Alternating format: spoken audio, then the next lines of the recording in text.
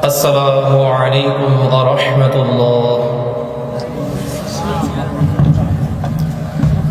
إن الحمد لله الأكرم الذي خلق الإنسان وكرمه وعلمه من البيان ما لم يعلم، فسبحان الذي لا يحصى امتنانه باللسان ولا بالقلم. نشهد أن لا إله إلا الله وحده لا شريك له، ونشهد أن سيدنا وسندنا وحبيبنا وطبيب قلوبنا ومولانا محمدا عبده ورسوله الذي أرسله بالحق بشيرا ونذيرا وداعيا إلى الله بإذنه وسراجا منيرا. فقد قال الله تعالى في كلامه المجيد وفرقانه الحميد: أعوذ بالله من الشيطان الرجيم. بسم الله الرحمن الرحيم.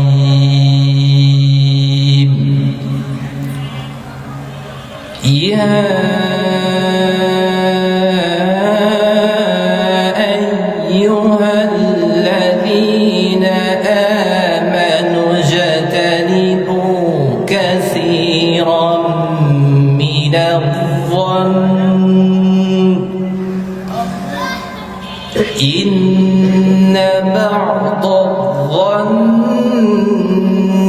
إثم، ولا تجسسوا ولا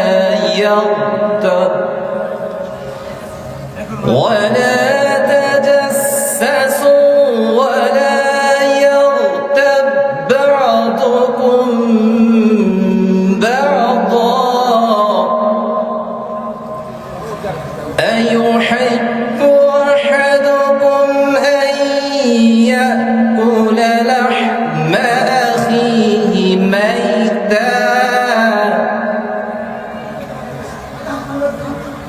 لحم أخيه ميتا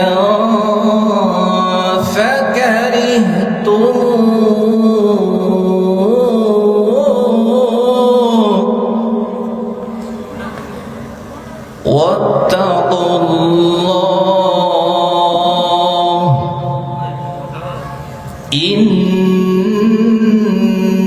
الله تواب رحيم.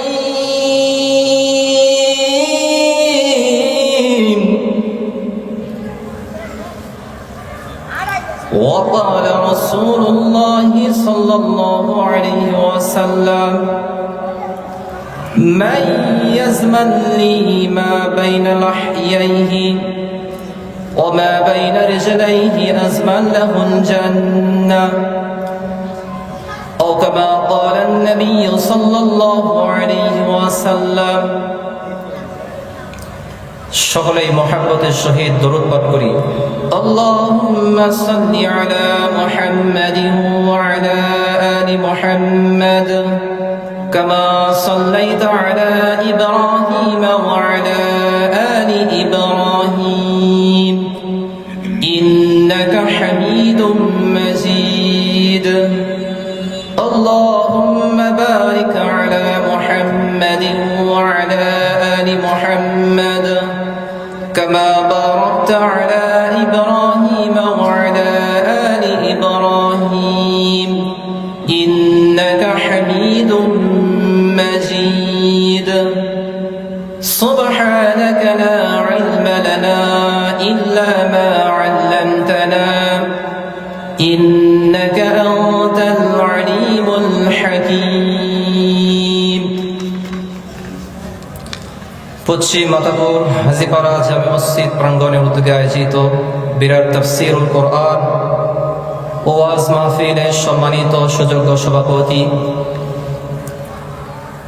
উম্মার সেরেতাস ওরাসাতুল আম্বিয়া হযরত উলামা ইকরাম, বাংলার দূর দূরান্ত থেকে আগত আল্লাহ পাকের আশিকিন, জাকিরিন, শাকিরিন, মুহিব্বিন, মুরব্বিয়ান আইজাম, পর্দার আড়ালে অবস্থানরত শ্রদ্ধেয় সম্মানিতা মা ও বোনেরা, আল্লাহ রাব্বুল আলামিনের দরবারে লক্ষ কোটি শুকর এবং সুজুদ যে রব্বে কারীম আমাদেরকে এই ফিতনার জামানায় বিভিন্ন ফিতনা থেকে মুক্ত করে কোরআন এবং সুন্নাহর আলোকে কিছু গুরুত্বপূর্ণ আলোচনা বলা এবং শ্রবণ করার তৌফিক এনায়েত ফরমাইলেন। এজন্য সেই রব্বে কারীমের দরবারে সকলে অন্তরের অন্তরস্থল থেকে একবার শুকরিয়া আদায় করে বলি আলহামদুলিল্লাহ। একটু আওয়াজ করে বলি আলহামদুলিল্লাহ। সম্মানিত সুধী, আমি আপনাদের সামনে পবিত্র কালামুল্লাহ শরীফের একটি আয়াত পাঠ করেছি। নবী করিম সাল্লাল্লাহু আলাইহি ওয়াসাল্লামের অসংখ্য হাদিসের মধ্য থেকে একটি হাদিস পাঠ করেছি। উক্ত আয়াত এবং হাদিসের মধ্যে জবানের হেফাজত সম্পর্কে আলোচনা করা হয়েছে। আল্লাহ তাআলা তৌফিক শামিল হাল হলে আমি উক্ত বিষয়বস্তুর উপর সংক্ষিপ্ত কিছু আলোচনা করার চেষ্টা করব ইনশাআল্লাহ। মুহতারাম হাজিরিন, আল্লাহ সুবহানাহু ওয়া তাআলা মানব জাতিকে অসংখ্য অগণিত নিয়ামত দান করেছেন, যেই নিয়ামতের সংখ্যা গণনা করলে শেষ করা যাবে না। আল্লাহ সুবহানাহু ওয়া তাআলা স্বয়ং ইরশাদ করেছেন, ওয়া ইন তাউদ্দু নি'মাতাল্লাহি লা তুহসুহা, যদি তোমরা আল্লাহ তাআলার নিয়ামত গণনা করো তবে এর সংখ্যা নির্ণয় করে শেষ করতে পারবে না। তো এই অসংখ্য নিয়ামত রাজির মধ্যে যেমনই ভাবে হাত একটি নিয়ামত, পা একটি নিয়ামত, চোখ একটি নিয়ামত, কান একটি নিয়ামত, ঠিক তেমনি ভাবে এই জবান বা জিহ্বাও একটি উল্লেখযোগ্য নিয়ামত। এই জবানের সাহায্যে মানুষ মনের আবেগ, অনুভূতি, রাগ, বিরাগ, শত্রুতা, মিত্রতা প্রকাশ করে থাকে। এই জবানের সঠিক ব্যবহার করার কারণে মানুষ সাফল্যের শীর্ষ চূড়ায় উঠতে সক্ষম হয়।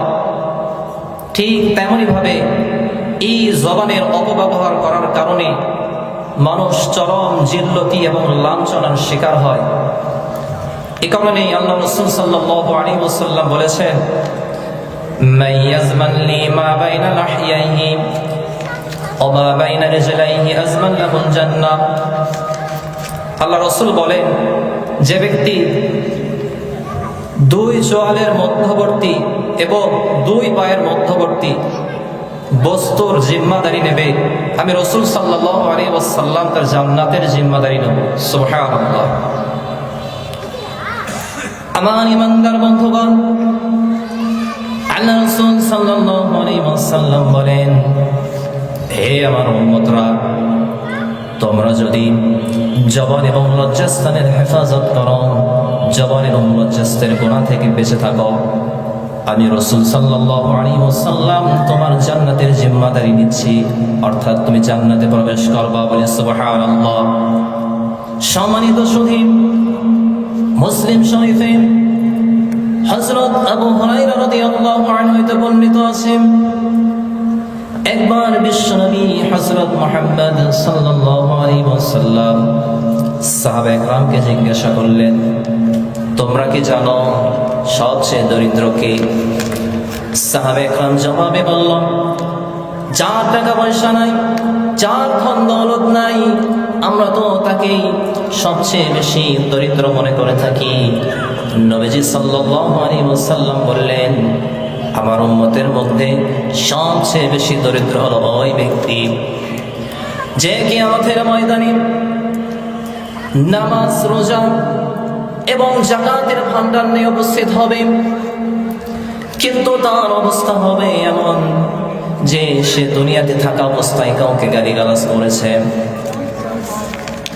কারো সঙ্গে কটু কথা বলেছে, কারো উপর মিথ্যা অপবাদ দিয়েছে, কারো সম্পদ জবরদখল করেছে, কারো খুন ঝরিয়েছে, কারো সঙ্গে মারপিট করেছে।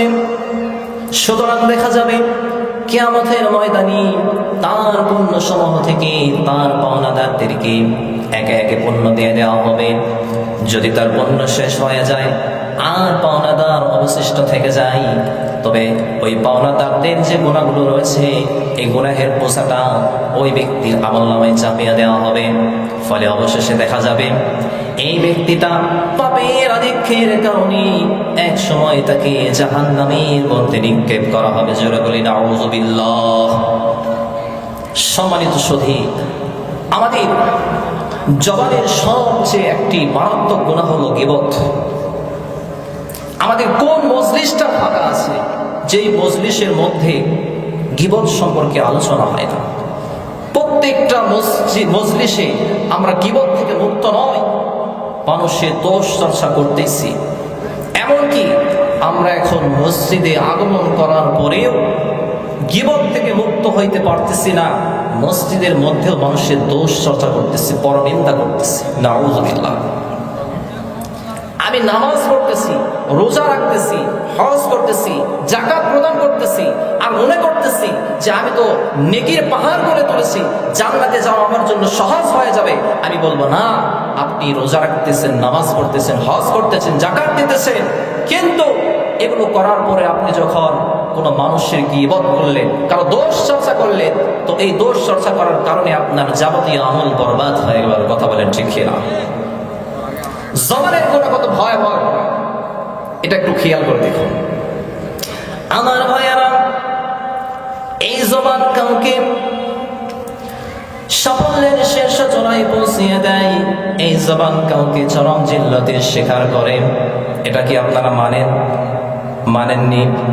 আপনারা সকলেই জানেন বিগত পতিত স্বৈরাচার সরকার তার মুখের একটি মাত্র বলি রাজাকারের বাচ্চা রাজাকার বলার কারণে ছাত্ররা স্লোগান দিয়েছে, তুমি কে আমি কে।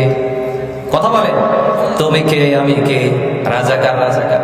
এই একটা কথার কারণে আজকে সরকার গদি ছেড়েছে, তাকে বাংলাদেশে থাকতে দেওয়া হয়নি, বরং সে আমাদের পার্শ্ববর্তী শত্রু রাষ্ট্র ভারতে গিয়ে আশ্রয় নিয়েছে। কথা বলেন ঠিক না?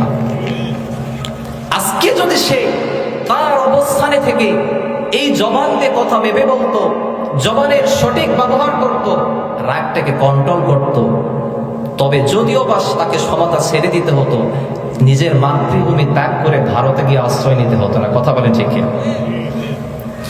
সম্মানিত সুধী, একটা মানুষ নামাজ, রোজা, হজ, যাকাত ইত্যাদি ইবাদত করার পরে যখন জবান দিয়ে কাউরে গালি দেয়, জবান দিয়ে মানুষের দোষ চর্চা করে, তখন তার ওই ইবাদতটা, তার ওই আমলটা বরবাদ হয়ে যায়। এই আমল বরবাদের একটা সুন্দর উদাহরণ দিয়েছেন হযরত মাওলানা আশরাফ আলী থানভী রাহিমাহুল্লাহ। তিনি বলেন, একটা ব্যক্তির একটা ঘোড়া ছিল। এই ঘোড়াটা বেশ ভালো ছিল, হৃষ্টপুষ্ট ঘোড়া, কিন্তু ঘোড়াটার একটা বদ অভ্যাস ছিল। ঘোড়াটা যখন কোথাও নিয়ে সফর করা হতো, তখন ঘোড়া যখন মলমূত্র ত্যাগ করত, পেছন ফিরে মলমূত্র তার গন্ধ শুকে পুনরায় সামনের দিকে অগ্রসর হতো। বিধায় এই ঘোড়াটা নিয়ে যদি কোথাও সফর করা হয় খুব কষ্ট হইতো, কাফেলার সঙ্গে সফর করা যাইত না। একবার ওই ব্যক্তি এই ঘোড়াটা নিয়ে সফর করার ইচ্ছা পোষণ করলেন, তার সঙ্গে আরেকজন ব্যক্তিও সফর করার ইচ্ছা পোষণ করলেন।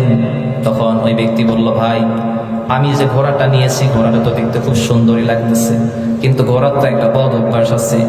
এই ঘোড়াটা যখন মলমূত্র ত্যাগ করে তখন পেছন ফিরে তাকিয়ে দেখে, যার কারণে আমি কাফেলার পিছনে পড়ে যাই, আমি ঘোড়াটা নিয়ে সুস্থভাবে সফর করতে পারি না।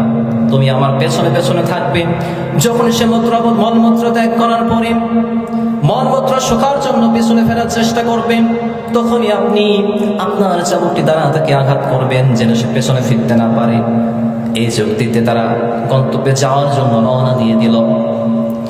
যখনই ঘোড়া পেছনে ফেরার চেষ্টা করে, ওই পেছনে যে ব্যক্তিটা ছিল, ওই পেছনের ব্যক্তিটা তাকে চাবুক দিয়ে আঘাত করে, ফলে সে পেছনে আর ফেরতে পারে না।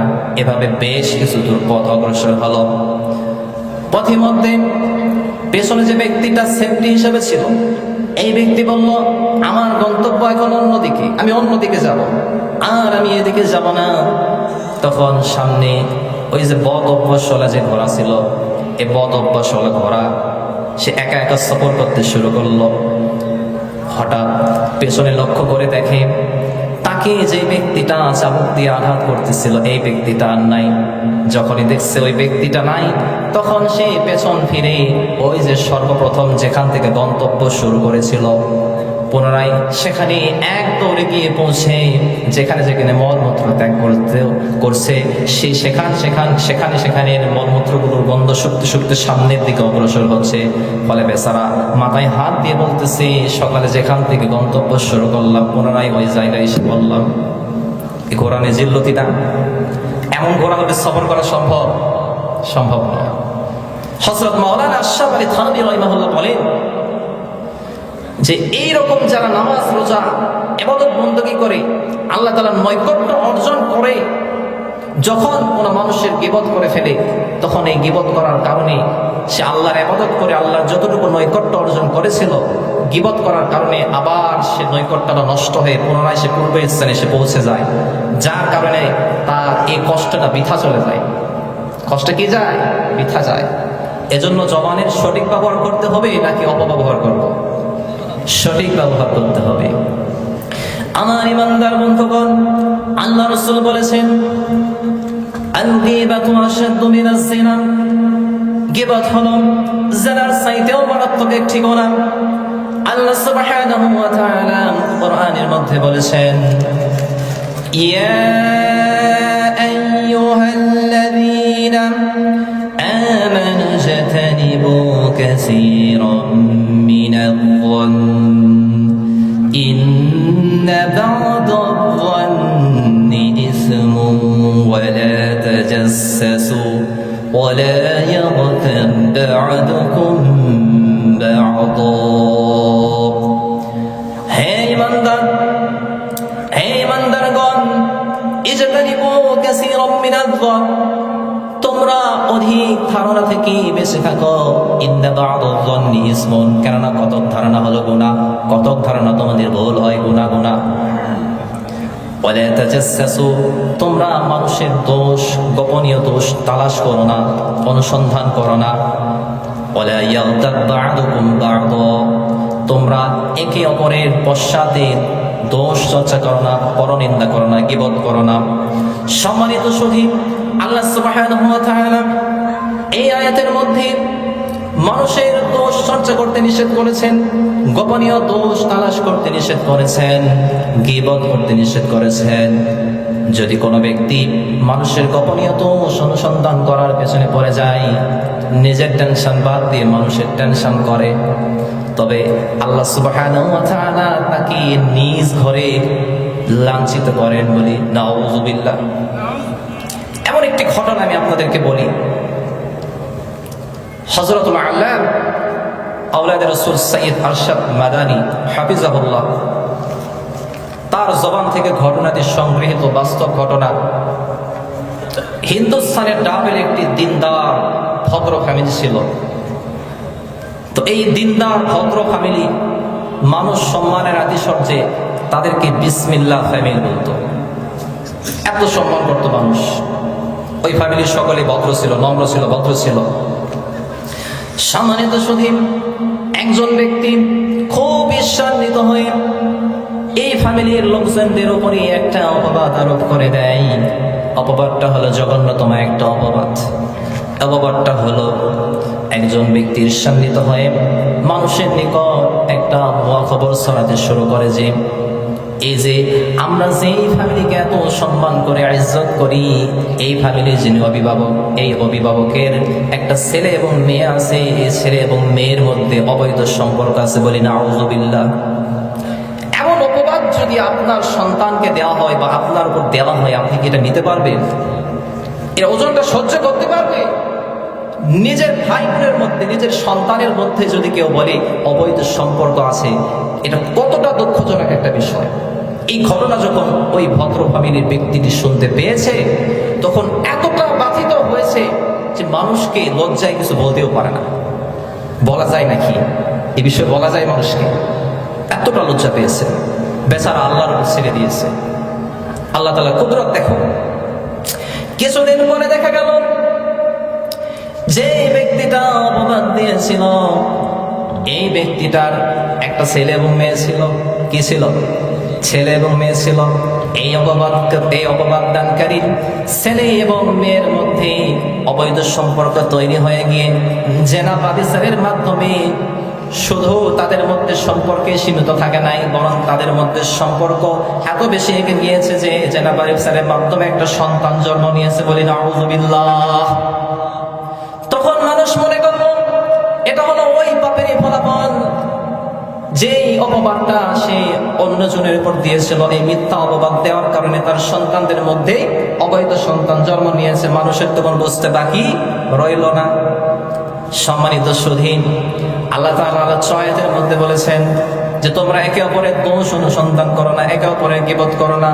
একে অপরের গীবত করা মানে হলো মৃত ভাইয়ের গোশত খাওয়া। সম্মানিত সুধী, একজন মৃত মুসলমান ভাইয়ের যখন শরীর থেকে গোশত কেটে কেটে খাওয়া হবে, সে কি বুঝতে পারবে নাকি? মৃত মানুষ বুঝতে পারে? কথা বলে, বুঝতে পারে? পারে না। এই মৃত মানুষটা যেমন বুঝতে পারে না, যখন অনুপস্থিত কোনো ব্যক্তির দোষ চর্চা করা হয়, গীবত করা হয়, তখন সেও জানতে পারে না। বিধায় এই মৃত মুসলমান ব্যক্তি আর ওই অনুপস্থিত ব্যক্তি কেউ কিছু করতে পারে না, তারা অসহায়। এজন্য সম্মানিত সুধী, মানুষের গীবত চর্চা করা হলো অনেক বড় অন্যায়, হারাম এবং ঘৃণিত কাজ। যেমনই ভাবে মৃত ভাইয়ের গোশত খাওয়া হারাম এবং ঘৃণিত কাজ। এজন্য সম্মানিত সুধী, আমি বলবো নিজের দোষগুলো অনুসন্ধান করি, নিজের দোষগুলো সংশোধন করার চেষ্টা করুন। তাহলে এই আমলের কারণে আল্লাহ তাআলা আপনাকে অনেক উঁচু বানিয়ে দিবে, আপনাকে বিনয়ী বানিয়ে দিবে। সম্মানিত সুধী, কোন মুসলমান ব্যক্তিকে গালি দেওয়া এটা হলো ফাসিকি। সিবাবুল মুসলিমি ফুসুকুন ওয়া কিতালুহু কুফরুন। কোন মুসলমান ব্যক্তিকে গালি দেওয়া ফাসিকি, গুনাহের কাজ। ওয়া কিতালুহু কুফরুন। কোন